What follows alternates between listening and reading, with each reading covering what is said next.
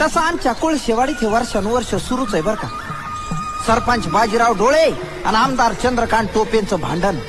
आमदार निधीचा आणि ग्रामपंचायतीचा पैसा दोघं कोर्टाच्या लढाईतच घालविते. आमदारांनी बाप मेल्यावर बापाची दगडी चिऱ्याने समाधी बांधली, तर खुन्नस म्हणून सरपंचांनी आपल्या बापाची संगमरवरी समाधी बनविली.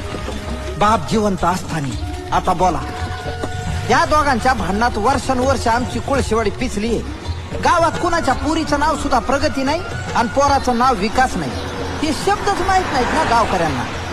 आणि अशी परिस्थिती असल्यावर माझ्यासारख्या कायम जनसेवा करणाऱ्या कार्यकर्त्याला मधी पडणं भागच आहे. शपथ, माझ्या आयुष्याचं ध्येय फक्त जनसेवा करणंच आहे. आणि हे ध्येय मी उराशी नाही बाळगलं, तर ह्या ध्येयाच्या उरावरच बसलोय मी. बरं, दोघांची दुश्मनी एवढी की त्यांचे कार्यकर्तेच काय, त्यांच्या गाड्या सुद्धा एकमेकींकडे फारच खुन्नशीने बघतात.